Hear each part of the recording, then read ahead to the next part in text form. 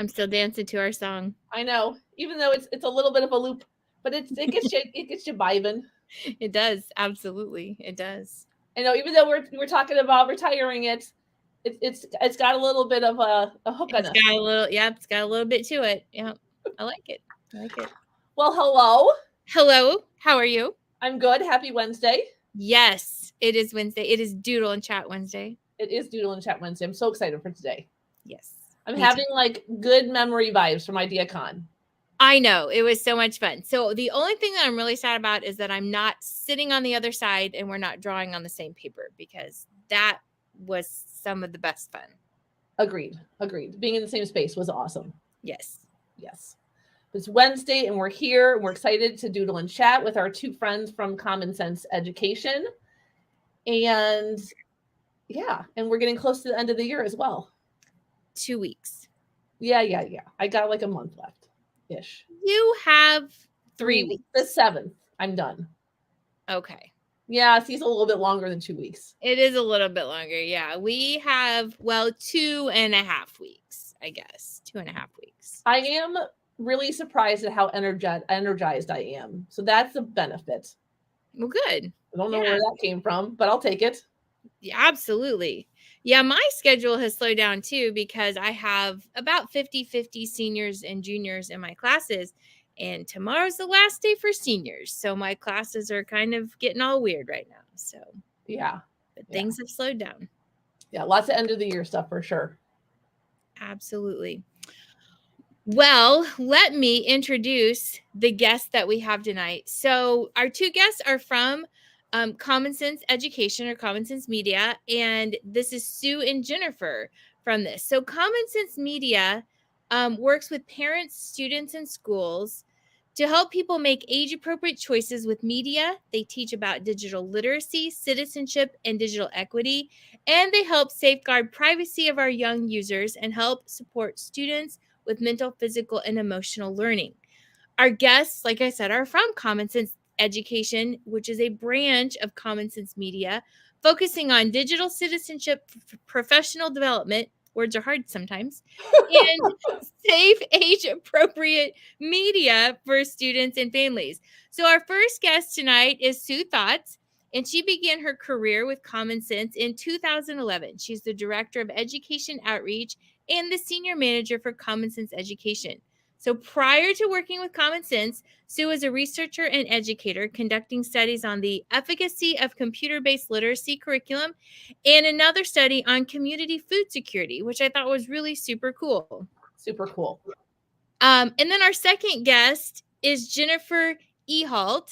And Jennifer is the Senior Regional Manager at Common Sense Education, where she works with school districts, after-school programs, and early childhood programs to offer professional development, training, and support for parents and educators to create a culture where students are safe and have respect in their digital lives. Jennifer began her career as an elementary education teacher, and prior to joining Common Sense Education, she worked in the nonprofit sector, building partnerships with businesses, civic and education leaders, so that she could deliver digital college and career planning resources for students across Pennsylvania. So they've done a lot together, and they do so much with Common Sense Education. And so we're excited to doodle and chat with both of them tonight and learn a little bit more about the cool program that is Common Sense Education and about Jennifer and Sue. What a powerhouse. Yeah. Yes, let's welcome them on. Come join us. Hello. Well, thanks, everyone. Thanks so much for having us here tonight. You're welcome. Good to see you, Jennifer. Hi, Sue. Hi, friends. Hello. You pronounced both of our names correctly, and I'm impressed. I'm impressed. Thank you. Good. I tried. Always a good start. Good. Well, happy Wednesday. Happy Wednesday. Absolutely. It is a beautiful Wednesday here in Los Angeles. And I hear the Midwest is pretty nice too. Yes, it is a nice one today. Yes. Yesterday it was rainy, Jennifer? Yes, yesterday was not good, but today is beautiful. We have actually had like a lot of really crazy weather. Like my parents, who live not far from me, they live about an hour and a half, they had a tornado on Saturday. Oh, I went through. I mean, their house was fine, but like took out all their outbuildings. So yeah, we've had some crazy weather in the Midwest. That is crazy. Yeah. Well, so you both have already survived the bowl that knows one time at IdeaCon, and we're so super excited to come back and try it again. And we're just really, really excited to have both of you here with us to talk about who you are as women and what you do for education, but then also talk about common sense education and what it does for teachers and families and students.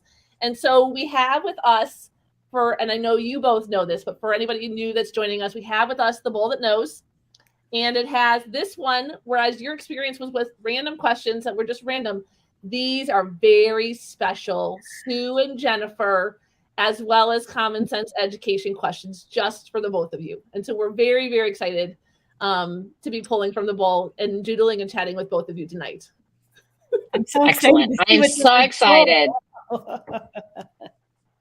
Absolutely. We will embarrass ourselves thoroughly and to your satisfaction. Yes. Oh, we just really want to have fun and talk to you and listen to all your great stories. That's all.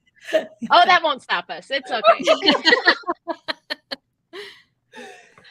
So I know Sue is all set with her pen and paper. Jennifer, are you going to draw along with us tonight? Or are you just going to listen and chat?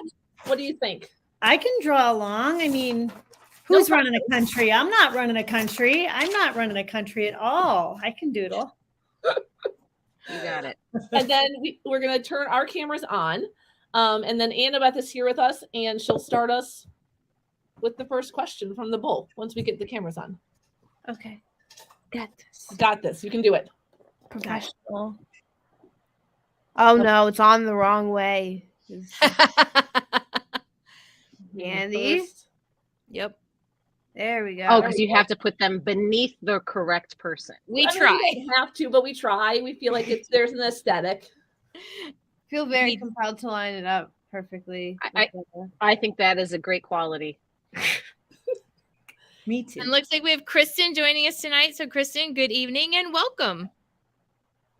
Here we go. First question? Let's do it. Okay. Good question. I hear that rattle of the bowl. It's a very anticipatory sound. Yeah, here we go. Do you want me to read the name that's on here? Yes. Okay. So this one's we're starting off with Jennifer's question. Oh, okay. Let's do it. Let's make the most of this beautiful day. If you were a member of Mr. Rogers' neighborhood, what would be your job and what would you share with him about your work and contributions to the neighborhood? Oh, I would want to be Mr. Rogers' assistant. Hello. Although I don't know if you've ever watched anything about or with him in terms of personality, he was very, very particular in making sure he got it right. And so I'm a native of Pennsylvania, obviously, and I grew up very close to the Pittsburgh region where Fred lived. And watched Fred Rogers every day. I mean, he was on my TV after school. And so the idea of him and, the kindness that he has spread and the way he used television to talk to kids and families in the 80s, if you look back now, is absolutely phenomenal, right? Gosh, talk about a progressive forward thinker. I mean, I really thought he did know me. He was just like, hello, neighbor. And you were like, hello, Mr. Rogers. Hello, I'm here. And so he just had a way. So, and that is still very much instilled in the Pittsburgh community and beyond. There's all kinds of folks on the ground in the Pittsburgh region doing all kinds of wonderful things to keep his blueprint alive. And so I still think I try to tie my work into that. It's not a very kind world these days. And so it's hard to be, to sprinkle kindness everywhere as much as we want to, but got to work at it. And so, being Fred's assistant would be great, sort of getting the ropes and working with the community is probably one of my favorite aspirations. Which you kind of do. Yeah. tie his message. Maybe he is working with you, Jennifer. Maybe he's in your heart every day. I think so. In the neighborhood make-believe, I mean, I always wanted to be one of those puppets, and I couldn't believe he voiced half of them. He did? No. Yeah, he was King Friday, and he was also, I believe, the cat. He was the kitten. Yeah. What's the cat? Is it Henrietta? Henrietta, that sounds about right. I thought maybe. I can't remember. But Or was that voiced the princess? And there's a museum in the Pittsburgh region where you can go see all of his sweaters and shoes and the actual puppets. So if you ever get a chance to do that, it's really, really cool. Fun. Hmm. I feel Pretty like the amazing. Smithsonian had some of his stuff too, because we just I'm visited sure. the Smithsonian and in the American history, Smithsonian American history, and it was really cool to see that because I also love Mr. Rogers. I know. I know. I'm trying to thinking about stoplights and trolleys and fishies and all kinds of fun things. What a soothing, delightful routine every single day. Yep. My favorite was when they would take you into town and show you how the factories worked. That was awesome. It's such a big deal. I mean, it's hard. It's easier to find now, nowadays, because different interest areas for children and things like that. So they make more of those. But that was my most favorite episode. If they were going to take you into the bakery or the chocolate factory and show you how they did it, that was just the best to me. Oh my gosh. The one that stood out to me the most was making crayons. How crayons were made. They went to the crayon factory, and obviously as a kid, somebody who uses crayons all the time, that one stands out for sure. Agreed. I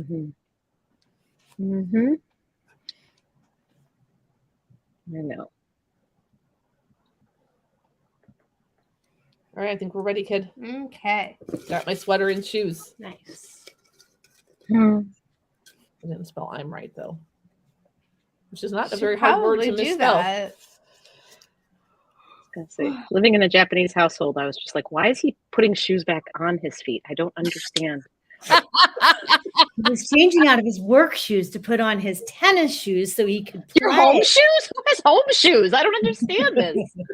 Maybe you don't have shoes. I didn't come from a Japanese home, and I also wondered that because we didn't wear shoes in our house either. And I was like, how weird, do all people have two pairs of shoes like that? That's I also didn't have a sweater that I came home and put on either though. So yeah, I would agree with that. That one always threw me for a loop. Is he being out or is he staying? Yeah. But I mean, it was his thing. Maybe it was chilly. Yeah. Or it was just his camera moment, to welcome us. Some mysteries will never be solved. That's right. Okay, so this one's for both of you guys, so you guys can both answer. All right. What are your favorite practical common sense education resources to share about? All right.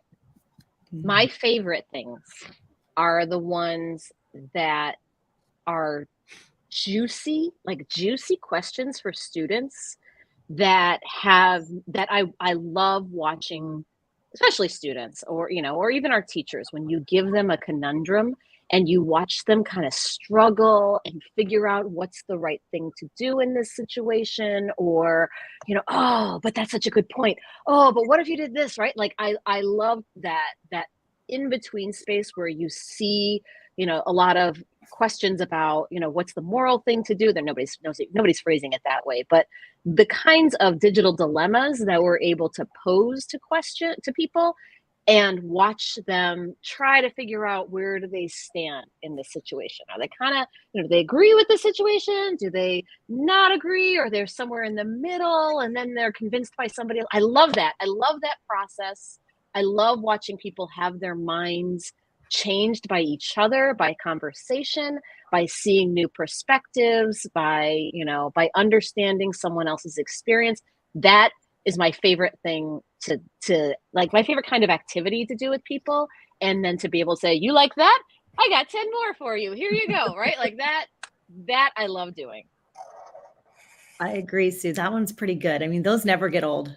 Those situations and those moments and that time with educators and students, it just never gets old. I think one of my favorite resources and or, moments are when we do an introduction to digital citizenship, digital literacy with, it doesn't matter what hat. It's sometimes librarians, it's sometimes instructional coaches, it's sometimes administrators, lots of different hats come across our desk. But my most favorite resource is when you say we have, turnkey, free, research-based K-12 digital citizenship questions. It's just like, firework after firework in a good way. Like, wait, you do K-12? Yes. Wait, there's turnkey resources that I can just take and customize and use. Yes. Oh, there's PD for all this too. And wait, you have family resources that go along with what you just talked about in the classroom. I mean, it's just like giving away birthday presents all day, every day, in terms of people are just, you can't ever get old, never gets old when they say, I'm so glad I came to this meeting, or I'm so glad we met. And so I'm just really proud of our content. And so to pick a favorite's pretty tough, but I think we're at the point too where we have something for everyone. So you can't always say that. I don't know, but I think we're in a point now where we're really trying to have entry points into things so that every teacher in every classroom can feel like they can do a small part in trying to build these habits for kids, right? These digital habits, the way they think, the way they act, the way they feel. I mean, it's the world we're in now. And believe it or not, I'm even learning along the way, just being more mindful and pausing and, doing media checks and things like that. Like it's ingrained in us almost, maybe more so than adults, but students are still navigating how this behavior looks and how they want to be and how they should be, et cetera, et cetera. So I think our resources are a really nice starting point to just think about what's important and what you want to run with. Love it. Well, I think I really like the fact that they're all free. Yeah, I don't have to get anybody to buy anything. That's really exciting all the time. Well, and the fact that you have educators that are behind Common Sense Education, who are degreed and even master's degrees. Yeah. So you're thoughtful in the content, how it feels. PhDs. Yep. To be educators. And so you're thoughtful in how you create those things so that they're ready to use, but then they're also, good for classrooms in a variety of different ages with a lot of different options for teachers. Absolutely. No, that content team, they're amazing, and I love the way they think about things, and I love their pedagogical approach to everything, where they're able to really understand what is the research behind a lot of the issues when it comes to social media. I mean, I don't know if you saw the APA just came out with this whole like social media being detrimental to the mental health of kids, like, this NPR article, and, yet another piece of research that we already all know, that came out this week, and just kind of saying like, what, we need training for our kids around social media. They need help discerning what to do and understanding how to use this responsibly and ethically. And yet at the same time, there's like, we have a bunch of resources for you, parents. Like, we have the resources for you, educators. Here you go. You need training for these kids. We got it all ready for you. It's all research-based. It's all, here at your fingertips. Agreed. And that's what we're hoping for. I think we're ready. Okay. Why they're busy. Yeah. People keep their minds jumping. Mm-hmm. Saw one. It's not. Okay. What's your idea of a great party? Most random question. Switching gears. We like to do that. Okay. Can I take this one, Jennifer? Absolutely. Last weekend, I had last weekend, maybe the weekend before, I belonged to a women's sailing group, and we all sailed over to Catalina Island together, which is like about a 5-hour journey. And we camped out over on Catalina on our boats and on shore, and we sat around a bonfire and we ate a bunch of food together, and we spent the days, paddleboarding and hiking, and it was just a big weekend long party where we got to play, we got to hang out, We got to, learn more about each other, and we were on the water in the most beautiful place in the world. So that was my idea of an ideal party. Very much like very, very fun, outdoor, wonderful people. And I brought the soundtrack. I made a whole playlist, and so all fun. I love it. I love that. I'm coming next time. I'll come with you. Yeah. There you go. Just get yourself to LA. No big deal. No big deal.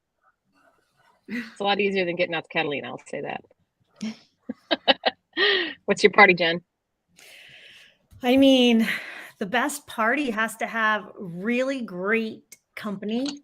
It has to have really good food, really good weather if it's outdoors. I mean, I'm a more outdoor person for a party. If we're talking recent, my neighbors and friends had a Kentucky Derby party last weekend. Oh, those are always fun. And I could not tell you the last time I went to a Kentucky Derby party. And, it's one of those, like, you get to go all out. You get to wear the fascinator. You get to wear the dress, and we get to bid and big, bet on different horses. And like I said, the food, the people. It was a beautiful day. It was fun. So I think some of the best parties are the ones you don't get to do very often. Sure, we love our birthdays. Obviously, we love to celebrate folks' birthdays. We love to celebrate, holidays and traditions that are special to us. But I feel like those parties that come around, every once in a while that you don't often get to do, makes it a little more special. I like that. Mm-hmm. Where you get dressed up? Yeah, I like to get dressed up. You're I don't know if I want to do it all day, every day, but if I have a chance to wear a cute something, I'm doing it. Yeah, I didn't like to change out of my bathing suit the entire weekend. Yeah, see, when in one. Nice. I don't like to get dressed up very often, but I just like to be comfortable, and I like to just wear a hat and lounge that and do something active. That's the best. So what kind of good food? You said good food. So like, what would you call good food at a party? Well, let's start with the food I can really make. There you go. Right? If I can't make it and it's delicious, that is good food. I like parties because I like party rules. I like party food. I just love cheese and crackers. I could just eat cheese and crackers and dips all day long. Like I just like figs and various smoky cheeses and fresh cheeses and little things that I can dip my bread in, and oh my gosh, olive oil things, and I don't know, spicy things, fruity things. I like all that. Dippy things. Lots of dippy things. I'm definitely more savory. I like a good sweet, but I think, when we're talking party food, I would definitely stand more towards the savory food, that's give me a good bag of salt and vinegar chips any day. That's yes. I'm a simple gal. And I don't eat chips unless they're at a party, right? So it just gives me a good excuse to just eat anything I want. Because how often do I go to a party, right? I love all that stuff. Yum. Oh yeah.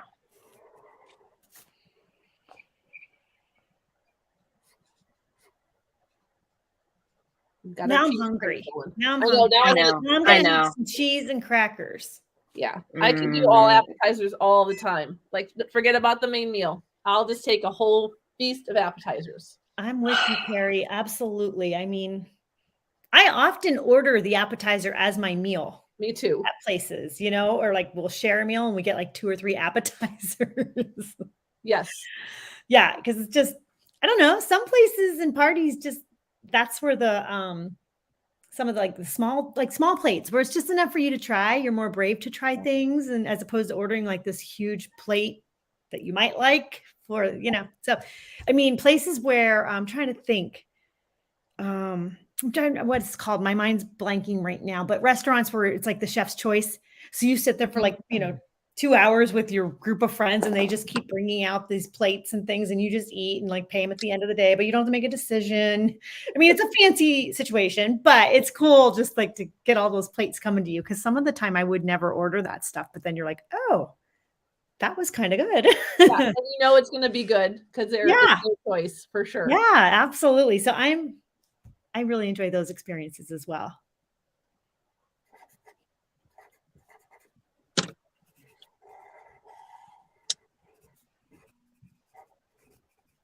Oh, yeah. I think we can keep going. How's your drawing going, Jennifer? I will be honest with you. I cannot doodle and chat, and that's terrible to say. Ani, doodle and it's not chat. terrible to say. I'm so sorry. It is a talent. I'm trying, but wow. Now I'm very, very impressed with your work and what you're doing because I'm like, well, we're listening. We're just listening. We're just listening. So yeah, I guess. Okay. Yeah. And we get to pick when we're going to talk, you know, so we listen. And then when we're done drawing, we talk. And so it seems like we're doodling and chatting, but really we're listening and then we're chatting. Well, that makes me feel a lot better. I mean, I'm trying here. I have something. There's like a work here, a work of art. I just don't know how.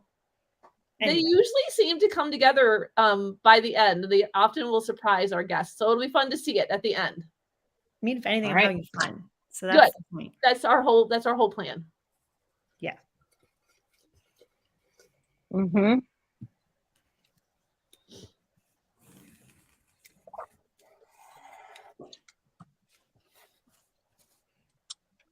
She's picking a good one, I can tell. This is for both of them. Okay, yes. Okay, got it. With a degree in zoology, degree in education, master's in public health, degree in chemistry, and master's in educational leadership, what brought you to Common Sense Education and what keeps you there after almost 30 combined years? That is a little bit of a Mod Podge, isn't it? Jennifer's makes way more sense. I will say that. Like, at least you're in education. No, but if you do a little bit of a deep dive about Sue, it also makes sense about why you are here where you're at. And if you talk to your colleagues and they share their admiration for your passion for people of color and equity, it also makes sense about why certain things are important to you and why you're doing nonprofit work. Well, I know it makes sense to me. It's like, you know, the zoology, chemistry, public health, you know, all of that stuff, that is very different from the field of education and certainly ostensibly what Common Sense is. But really, digital citizenship is a public health program in a lot of ways. It is a preventive, proactive way to, you know, if you speak MTSS, it's a tier 1 intervention. It is trying to reach all students. It's trying to create culture. It is trying to create an environment in which our students are pushing each other to do the right thing, right? And take care of each other and train them in what is good for them, what is good for their community, what is good for their world. Like, that's all a very public health thing. And it's all based on research, and all the work that I ever did with biochemistry and molecular and cell biology, that was all basic science research. So I'm a researcher by training, and I just now apply it to social science and educational research that I ever did before. So it all makes sense to me. I know why I'm here, and I use all of it all the time. There is nothing, you know, from my background or experience or education that doesn't get put into play every single day. Jennifer's makes much more sense, right? Educational leadership. She is an educational leader. Oh, thanks, Sue. You also did work, Sue, in Chicago that wanted to bring change to how, you know, kids had access to food and things like that, right? Am I remembering right? So yeah, I worked on all that. Yes, when you talk about public health and digital health, you know, and wanting change, that makes sense also. Yeah, that was part of. I went to that was my first educational experience. Really, I was part of a research project. It was a longitudinal study looking at EdTech implementation, and I got the chance to go to 45 different Chicago public schools, elementary schools, and it was my first view into a huge system of public education and understanding what pre-K, kindergarten, first grade, second grade teachers were doing in their classrooms to promote literacy and understand that we have some really quality, amazing educators, and their students were so lucky. And I just wished every parent had the chance to go and see all of these educators at work and the amazing things they were doing in their classrooms. Not because they were super, lauded and at fancy schools. I was not in fancy schools.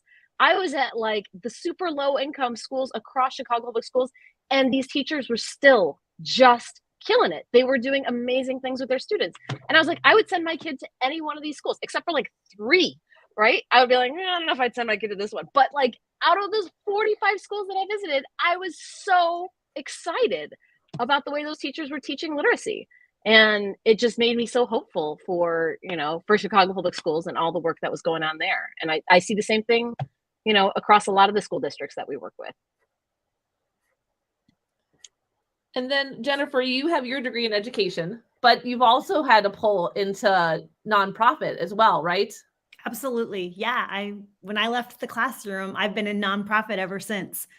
And there's just something about the mission in a nonprofit, sector that has that term of helper. I'm the helper. I want to, make life easy for folks. I want to, lift people up, showcase them. The teacher in me is very much instilled. And so I feel like in the nonprofits that I went through, there was always some type of volunteer training, some type of, ways to get folks out on the ground, out in the community. And they needed to be, educated either within the mission or what the content was. So there's always a space for teaching and learning, I think, throughout nonprofits. And so when I landed at Common Sense, I feel like this one was really where it allowed me to create as well as teach, so everything Sue and I do on the outreach team, and, we have to create ways and be super imaginative on how we make these resources come alive, because there are, resources upon, everybody gets a resource, right? If you Google there's all kinds of resources out there, but it's our job to show you the value, to show you, how far you can take it, why it's awesome. And so it's not just about saying, here's a lesson, here's a video, answer some questions. Like, we are much more imaginative and creative beyond that to show teachers lots of ways that this can happen and be done. And so I feel like it's just never boring. There's always something new. Teachers feel that way too. It's just something new to explore, to see, and, making things easy is, I think, what I like to do every day is take all this stuff and let me help you. Let me help you. Let me make this let me build your whole curriculum for the year. Your DigSit curriculum, at least, and a digital literacy component. So, that helper in me, I get satisfied, with the work at this nonprofit. I love it. I like that we still get to teach.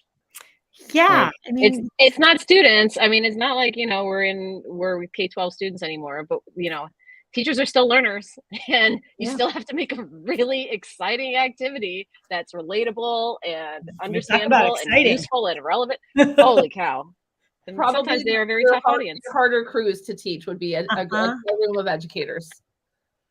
Yeah. But so satisfying. Definitely. Love them. They're our favorite. They really are. So not a forgiving group, but I agree with you. When you get them and they are bought in, the buy-in is there, right? And they are just really excited to bring quality things back to their classroom for sure. Mm-hmm. You got to know your stuff. You got to know your stuff, and you got to be sincere, and you got to make it easy and relevant, or else you get slaughtered. That's all. Man, I feel like it's full circle back to Mr. Rogers, Yep. It is. There's something there. There is something there. It just... Yeah, it's true. It's engaging community, whether it's one-on-one, whether we're on Zooms, visiting classrooms, at conferences, it's engaging in this community that at the end of the day, it's for kids. So every time, you were doing something or you're in a pickle, you're challenged, you're frustrated, it all comes down to we're doing this because it's for kids. And so sounds cliche, I know. but they are the bottom line in our audience and all of this. And we just want to make them good people, good humans. I love that. Good humans. And I also love what Sue said about digital health. I've just never really thought of it from that lens. And that just gives me a whole other perspective. And also, I mean, I know it's important, right? But it just gives it another level of urgency, not in like oh my gosh, if we don't get our act together, the kids are going to suffer, but in sense of like, it really is important in terms of their health, you know? Well, the definition of health is not like the absence of illness. It's, you know, it is a state of well-being, right? And so when we are physically healthy, we are in a state of well-being. And I think when it comes to our digital health, it's just not like that the house is on fire. It's like, no, you use media and technology to make yourself a better person, you know, to reach out, to connect, to create, to learn, to do all these amazing things.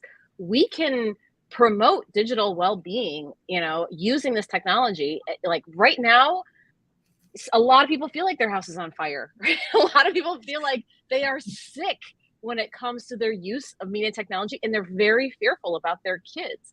And so how do we give parents that confidence? How do we give them the tools, the resources, you know, educators? How do we help people help their kids to get to that state of well-being rather than just like freaking out every time, you know, there is something that's on fire? You know, no, let's do better than that, right? We don't want to wait until the house is on fire and everybody's being cyberbullying and there's a sexting scandal, and that, you know, we don't want to wait for that. We need to get to a state of well-being for our kids.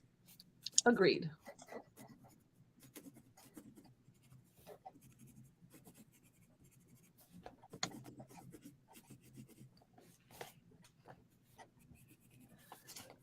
Well, and I'm just going to say, I don't think this will come off as belittling common sense education, but I love to hear you two speak. So, I don't want to call it eloquently, but like at this level about digital citizenship and not more than digital health, and that the importance of being educated and empowering people. Because I think sometimes some people might think when they think of common sense education, they think of it's for the littles, or it's for, you know, it's just a small little box, right? But what you guys have already shared in the last 40 minutes just shows us how expansive common sense education is, and how much thought and research, and how intentional you are, you know, with making sure what you're bringing to students, not just the kindergartners and the, you know, first graders, but the whole, you know, K-12 experience, because and that's just really impressive, I guess I would say. Thank you. That's very sweet of you. You're welcome. I just wanted to connect that little dot in my head in case anybody I love that. had Yeah, it's similar thought. Yeah, I think one of the things. Go ahead.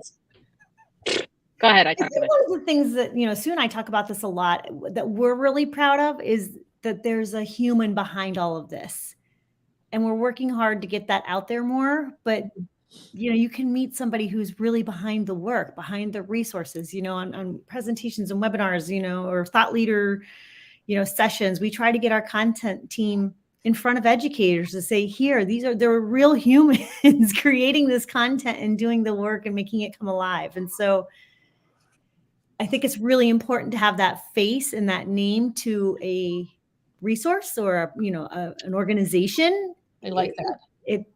It holds a lot more value. And I know Sue and I really, are really particular and really choosy, about where we ask for teachers' time. We don't just go out there and throw resources around. We want to make sure it's the best use of time. You have all of the pieces you need to make it work. And if you don't, let's pause and we'll come back, So it's not just a resource. It's the whole care package behind it that we want to see you succeed and set you up for success. I think part of it is like common sense it is a big comprehensive organization that has, parent resources and advocacy team and research arm and all these like parent reviews and, ed tech reviews. I mean, it's a lot. It is a lot. And I think, we get the view and we understand how it all connects to each other. Because if you don't have advocacy on behalf of kids, when it comes to policy, then you don't necessarily get the stuff in governments and schools that needs to take place in order for the environment to change for the health of kids. I mean, like it's one big machine. But if I came into a teacher conference and tried to explain the machine, oh my God, like every teacher would be like, oh my gosh, get the heck out of here. I don't need to know. I'm picking this much. I'm picking one lesson. I'm picking one activity from one lesson that might be relevant to you, 8th grade English teacher who just needs to do some media literacy training for your kids. If that is the topic today, I'm going to give you 20 minutes, right? And I'm going to give you the resources and I'm going to get the heck out of your face. So behind us, I feel like there's, this big machine in a way that is all connected and is global and is, has all these pieces to it. But we have to be very choosy, as Jennifer said, about what we're selecting that is relevant to you right now in this moment. Because I know you do not have time for me to fumble about and try to hit the right thing, right? I got 2 minutes. And if I don't hit it in 2 minutes, you're out of there, right? So. And there's an art to that 2 minutes. There is a fine art to that 2 minutes. I believe it. And that's so fun. It's so fun. I think we just try to do our best to honor the time of the teachers and, and figure out what is going to be best for them in that moment.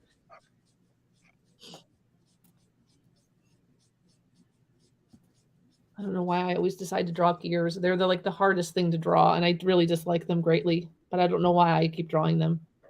But she said, because someday you're going to get better. I know. People say that all the time. When you draw, you get better. You just have to do it more. It's still messed up on here.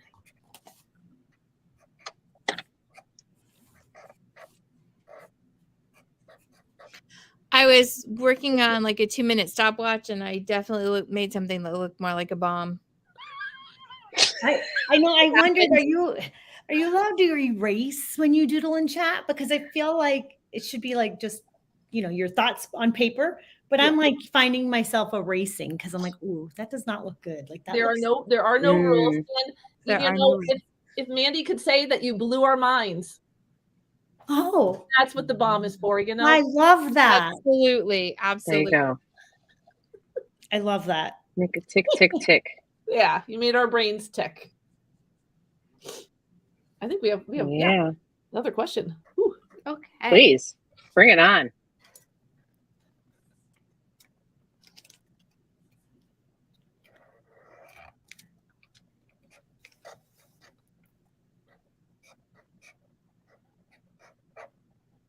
Uh-oh. Oh, sorry. I'm like reading. Okay. So like I was like, did we lose our question? No. There are no hard words there. Lagging. I know you can read all of them. I'm lagging. Jamie is an inbox 0 kind of fellow, clearing his tasks every day. What personal habit are you proud of? So Jamie Nunez, right, is part of your team, and he was going to be here, but he's with a panel of educators tonight. But we thought, just in case Jamie joined us later, we would have, if the bowl gave us, a question that was Jamie centered. Do you want to read it one more time so they can hear it? Do you remember which one it was? That one. I know what it is. Okay, go for it, Sue. So the fact is that Jamie is an inbox 0 kind of guy. He is the most accountable. At the same time, he is also the most personable person on our team. I think he also makes everybody feel incredibly awkward at times, just for the sake of like getting to know people a little bit better. He is this big conundrum, but his inbox 0 habit is just, I don't think he does it to shame all of us, but I have no such habit. I mean, I've got an inbox 6,554 or something. Yeah, that's what I am today. And I do not, my habit is I am the person who has to put it on my calendar if I want it to get done. So if Jennifer and I have a task to do, I make her do it with me, or I will say, Jennifer, we're going to set aside time to do these computer science standards. We are going to make sure that we put a time on our calendar where the two of us are accountable and we get it done together, because I am not accountable to myself. I am only accountable to other people. And so if someone is there, or I tell somebody that I'm going to do something, that is the only way that it's going to get done. I don't do things for me. I do things for the rest of my team or for other people. So that's the only habit that I have that keeps me moving. Yeah, I can piggyback that. I mean, I'm still back on Jamie because I wish he could have been here because he is one Guy. beautiful human. I mean, to know Jamie is to love Jamie. He's just in his presence is like, that's what he would use too. I'm so glad we're in your presence tonight. Like he just makes you feel like you are a golden human with a crown. So That is the best kind of person to have in your life. oh, there is only one Jamie in this world, and we get to be on his team. So I just have to share that again because that's just yeah. And yeah, the inbox, I probably have you all beat. I have like 20,000 emails in my inbox. Well, I gave Jennifer 65,123 emails in her inbox. I mean, who has time? And plus, it's my Google search engine when I'm like, someone reaches out and you're like, oh, like, I mean, I don't take a lot of, my calendar between my calendar and my inbox. Like that's how I function and I operate. It's probably not the best, but it works. It does. It's been a system that's worked for us for over a decade now. I mean, and it's a system, so and if it works, why change it? Right. Right. Ish.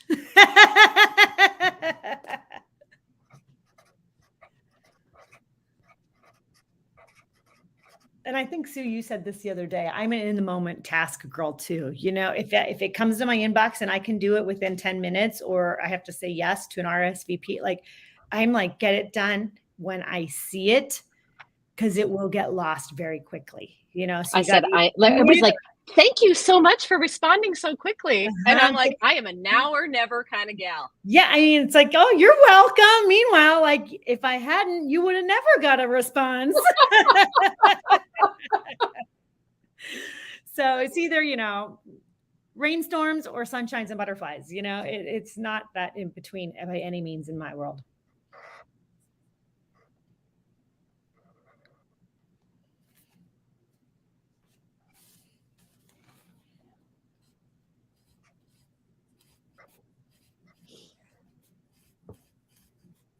I think we have time for another one. Maybe two. Okay.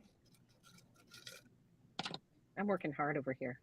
I want to know about this bowl. Does the bowl have any special meaning, or did you like just grab it out of your cabinet and say, oh, this is cute, and like you went with it? Or did you really spend time in choosing this bowl? That's a really great question. No one has ever asked No one has ever asked us that. Because it's a cute bowl. It's really cute. It's like a fish bowl, isn't it? Yeah, but it has like little like polka dot colors on it. I think it is like a candle bowl. We got it at Goodwill. So for it's like $1. It's adopted. Even better. Yes. And then I don't know, Mandy, like Annabeth, we started like Annabeth and I would pull from things to do random stuff for Doodle and Chat when we used to do it on Saturday mornings. And then I don't know I think maybe we had this bowl and Annabeth's like, let me decorate it.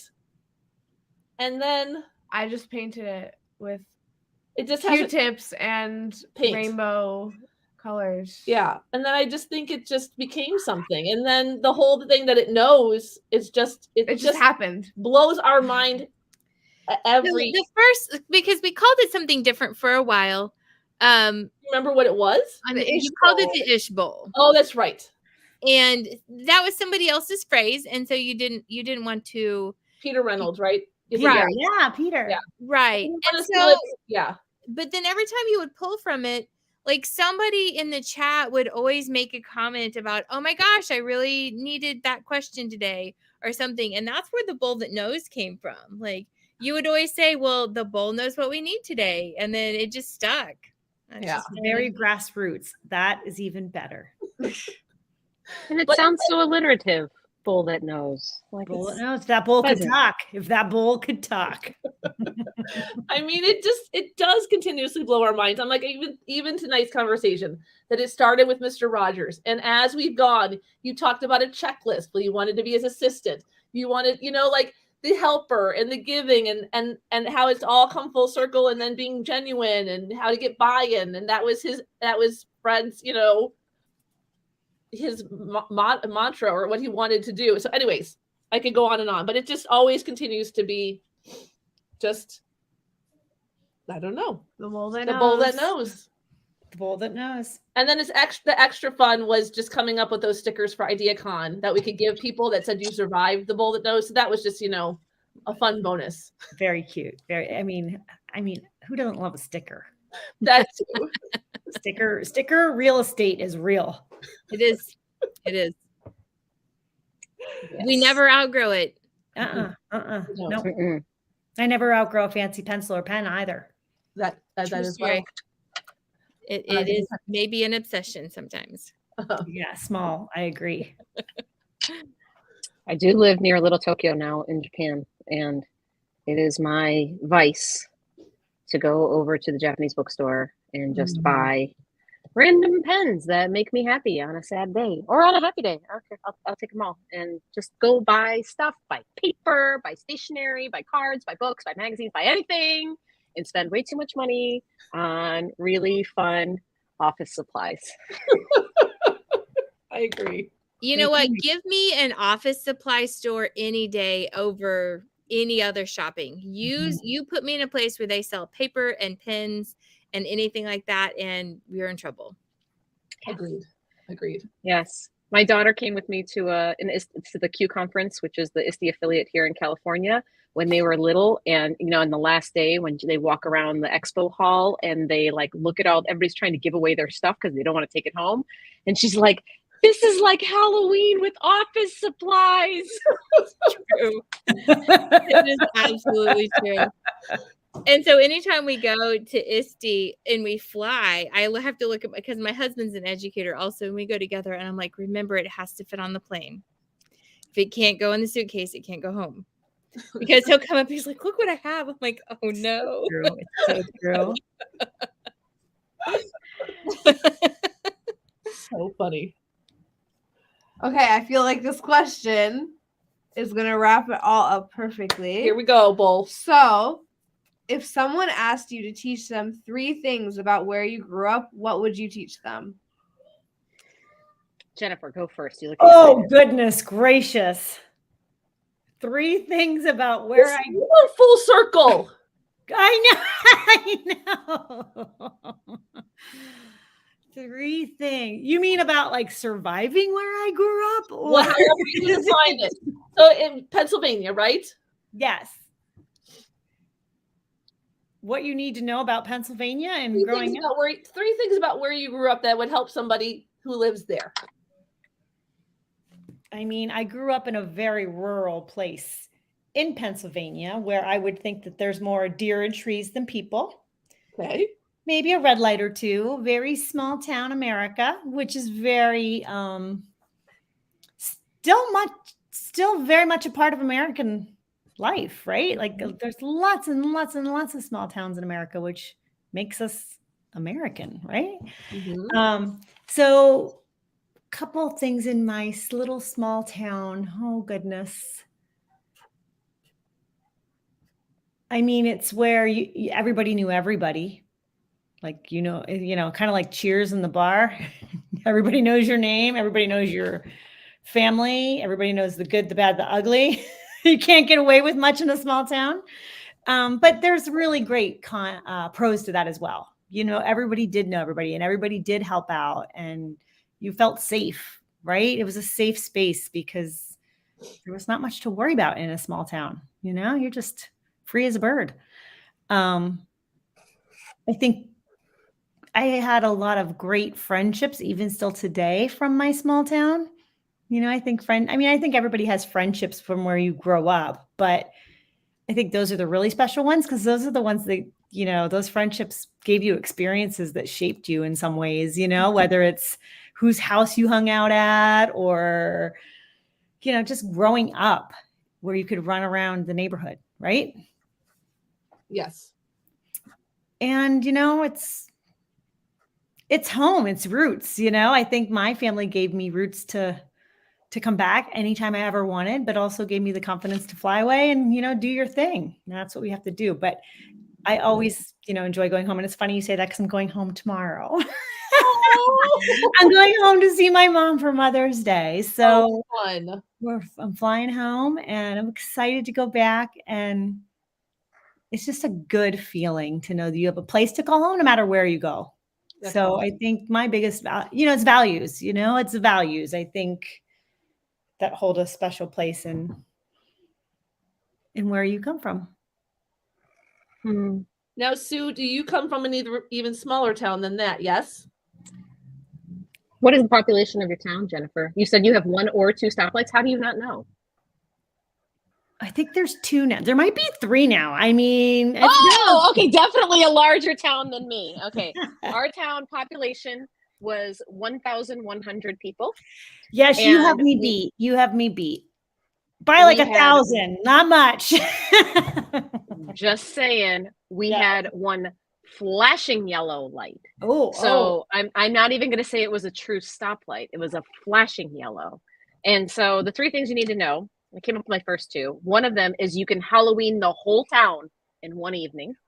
Right? I love it. You can hit every single house if you are determined, and if you leave school immediately with your costume on, with your bag in hand, you can do the entire circuit all in one shot, and make it in time for the Halloween parade at the baseball diamond. So that is one fun fact about living in a small town. The other thing is, like, if something happens to you in kindergarten or something that, like, you will never outgrow it, you will never outlive it.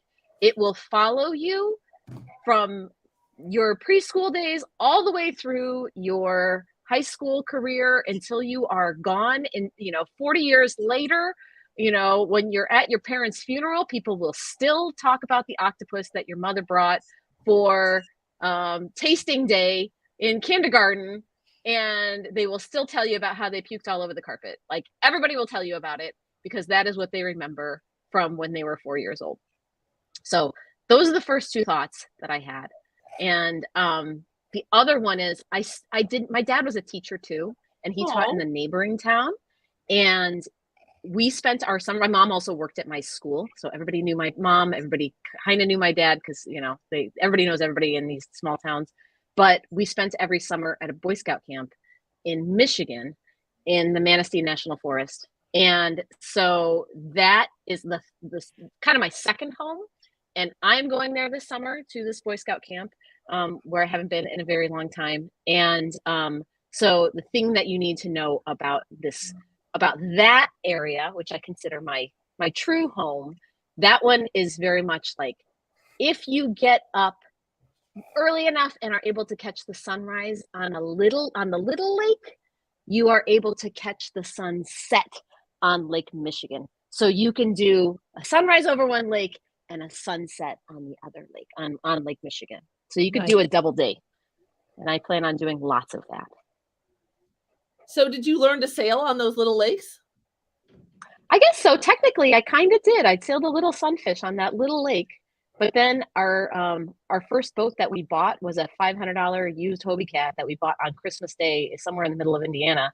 And we learned to sail watching YouTube videos on Lake Michigan, on Montrose Beach, where we had no idea what we were doing. And we nearly killed ourselves 10,000 times. I was going to say. So that's where we really learned. Yeah. Fun. That is so fun. So I laugh as you guys are talking about the town sizes that you grew up in, because my town had 250 people in it. Oh, wow. I'm looking no like stop sign for you. It's an area now. I'm looking metropolitan. A stop sign by the school. 1 stop sign. That was it. So stop for kids. That's it. Like, the other intersection, you just waited until, and if it was a tractor, they go first. So intersection, and ours had like corn. If it's corn season and the corn is high, you gotta creep into that intersection in order to be able to see if anybody's coming. You absolutely do. Yeah. Oh my goodness. So fun. So I can read all those stories. I'm like, yep. Mm-hmm. Except we didn't have a lake. So where we're at, like, we had a lot of corn and a lot of beans and a lot of cows. We didn't have any water. So no sailing for us, but you learned how to tip a cow. Oh, so like that's nobody did that for real. For real? We didn't have them. We just had corn and soybeans. We did not have that many cows, and nobody would venture off and tip cows. Oh, we tipped cows. Good for you. We tipped cows and we hid in the corn until we watched that movie, and then we didn't hide in the corn anymore. So we're like, no, thank you. All these city kids here are like cornfields. Oh my goodness. I No, know. those sound so scary. I'm like, I don't know what you're talking about. Yeah. I've apparently never seen the movie. Yes. It's not okay. You don't go back into the corn after that. So There's Ever. a couple even better ones out about corn now since that one was made. yeah. Yeah. Well, Well, do we want to zoom in on want- mine and Mandy's, and then we'll see if Sue and Jennifer want to share theirs? I mean, it looks beautiful. look at that.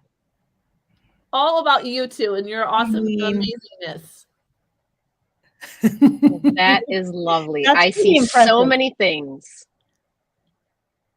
All right, hold on. Is that an octopus on top of the party hat? I know, I'm looking. You It did add it. That's awesome, I Mandy. did. I threw the octopus in there where I Found had a his spot. face. He's kind of in the water. He's also kind of on land, and he does say "yum" because you did eat the octopus. So. But And he's- where we were swimming, there definitely were octopus because there was a 5-year-old kid that like pulled the octopus like out of the water. Yeah, oh my I heard god, that story. Hmm. Uh-huh. Your drawing of humans is it's really good. She's a very good human Thank drawer. you. I mean, I have stick humans on my paper. As if- Well, usually if we're putting people in like the drawing, like if I don't have a minute to draw, they're also stick people. okay. Yeah. And I try everything I can do to not draw stick people. Yes. I have one person. I have Yeah. Sue waterboarding. That's not the right word. Oh yeah, paddleboarding. Yes. Paddleboarding. Well, there Yes, you not go. waterboarding. I'm not waterboarding No, anybody. you're not. Sue doesn't Just- waterboard anybody. I want it for the record. No. She paddleboards. Oh, I love the Not very sailboat. well either. Oh, that is lovely. I know, you guys are so good at this. It's so it's That is well, my it's easy essence when, right there. it's easy when we have such wonderful people to talk to. Oh no, I mean, look at those like bubble letters. I mean, It's all just it's just one is big that like is that the font called Carrie? The Carrie font? Yes, that is the Carrie font. and it really is just a really thick marker and then outlining it. Really, it's not. It's good though. It's good. It's all in the fine motor. Thank you. Well, I will say that I mostly took notes on mine just to prep some of the things that I was going to say. That's And then some of the things that I said, which also works that way. So I don't know if I could do this. That's Oh, wrong way. Oh, yeah, there you go. and- Yeah. Oh, Something this is like your that. world, So I the did put your community. That's and I really did put good. my party. I love it. And there you go. So those are all my notes as I was drawing, as I was listening, or as I was thinking. What is it? I love it. There you go. Mostly I just like markers. I know. I Jennifer, had a do you wanna share it? pencil, so bear with me. I That's had okay. a pencil. I had a Just to pencil make too. it very fun. Oh, hold Wait, on. You here. gotta turn off the blur. You got a lot of blur. Oh, there you go. For the kids. Look at the smiley face and the For chum the and kids. media check. Oh, shoot. Yay, There yay. we Oh, go. funny. There you go. Oh, I Jennifer, love it. That's fabulous. Look at the sweater and the free.